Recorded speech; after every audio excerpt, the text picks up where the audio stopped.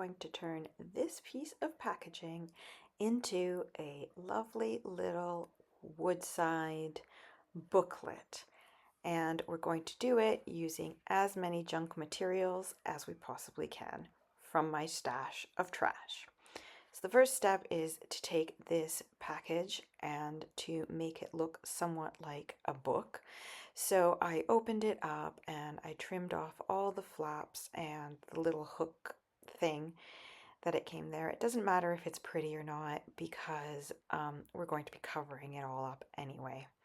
Just make sure that it's straight and has a proper square format like any book would do.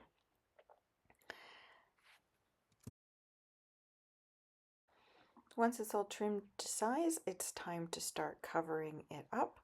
So I took a page from one of the magazine things that I was hoarding in my box, and I liked the green color, so I decided that that would be great for a cover.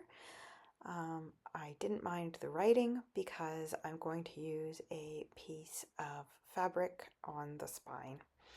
So I decided to attach it using my glue and water mixture, and I just pressed it really on well and burnished it down.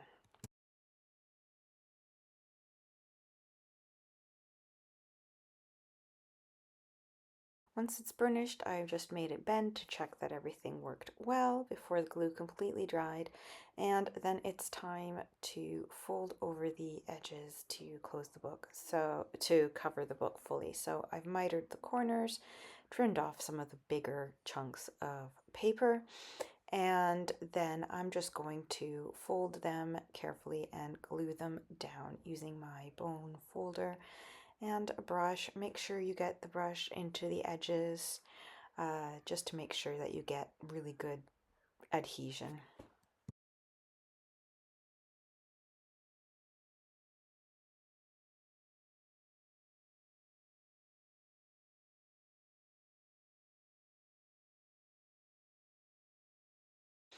Once it's all glued down, you can leave it to dry a bit. I just kept working straight through because that's just what I was in a rush to make everything in this video.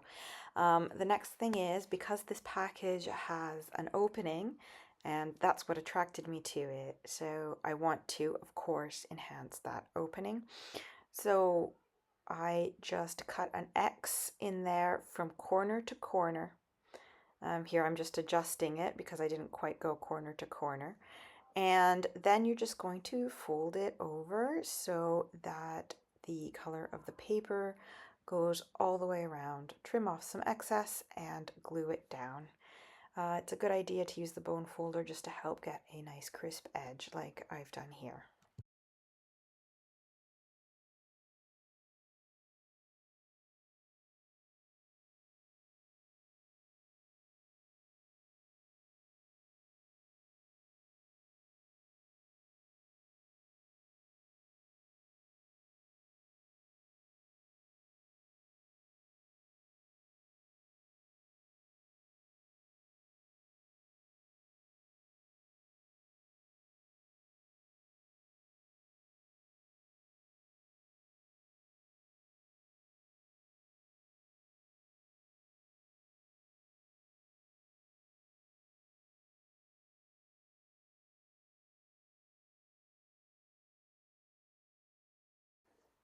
I then went through some upholstery fabric samples that I found for free online, and I played around with two finalists until I chose the one that I thought suited the journal best. Before gluing the fabric down, I decided that I wanted to ink it, ink the corners and the edges a bit better. So I got this green ink that I have. It's called Pure Palette. It was a Temu purchase, I won't lie. But yeah, it's a green ink, so I thought it would work well, and I just went around the edges and inked them, and I also was careful to ink around the edges of the opening as well. I wanted something to put in the window that had some sort of woodland scene to it. This is the booklet that I made for one of my 1K subscriber winners, and she said that she really liked something kind of woodland or nature themed, so I wanted it to have that kind of vibe to it. So I got this beautiful book that I found at the secondhand store, and I knew that it had some lovely landscape paintings in it with lots of trees. So I kind of just took the cover and used it as a frame over various sections of some of the pictures until I found one that I really thought suited that, that space well. Having found the space that how I wanted it to be and how I wanted it centered, I put the glue and water mixture on the entire back of the front cover, and I just pasted it down. I then just cut off the excess and made sure all the edges were properly glued down and adhered.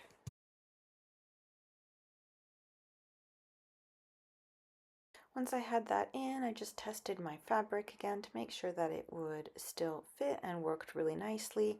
And then I decided to get rid of the edging on the fabric. As pretty as the pattern made by the Pinking Shears is, I decided I wanted to go for a more tatty, grungy textured look, so I got rid of it. And I also got rid of that white strip that you can see there.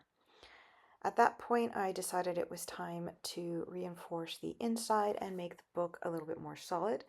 So I found another piece of packaging that was in my bag of trash, and I loved the color of the inside of it. So I decided that that would be perfect for the inside covers of my journal. So what I did was I measured and cut down to size pieces for the front and back cover and the spine. And I also reinforced the crease in the spine using some washi tape that I glued down to make sure it stayed secure.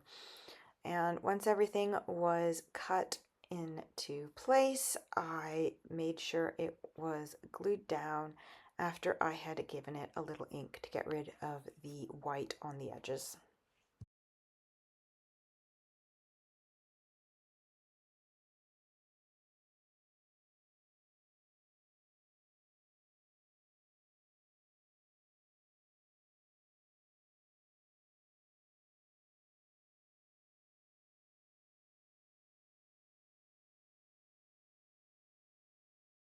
Once everything was glued down, I clipped it into place and then left it to dry for a couple of hours under a weight to make sure everything had adhered properly.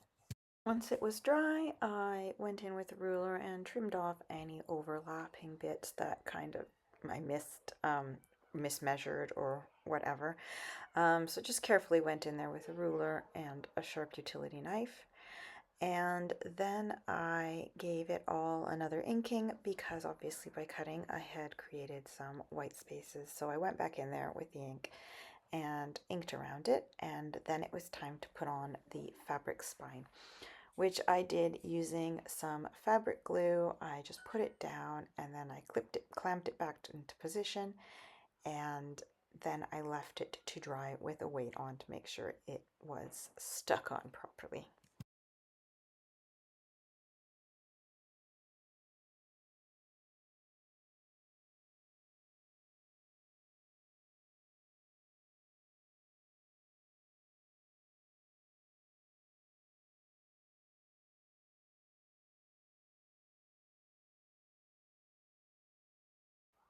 While that was drying, I pulled together the papers that I wanted to use for the signatures, and I gave it a bit of a sew around the edge once it was dry.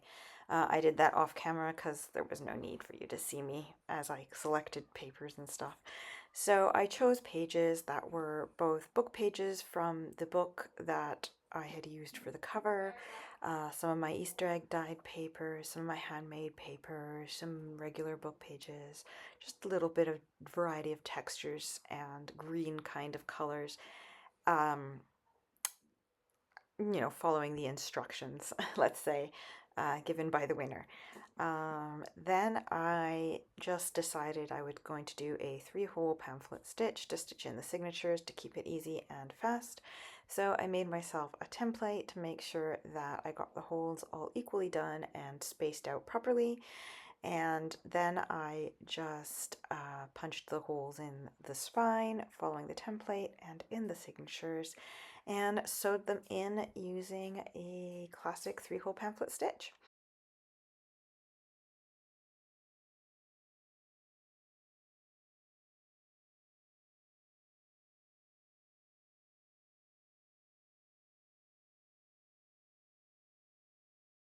And that was it, really. Um, that's the book done. So I hope you enjoyed watching this quick process as to how I turned a few more bits of my stash of trash into a lovely little journal ready to be decorated and to go to its new home. Thanks for watching, and in the meantime, happy creating. See you next week. Bye bye.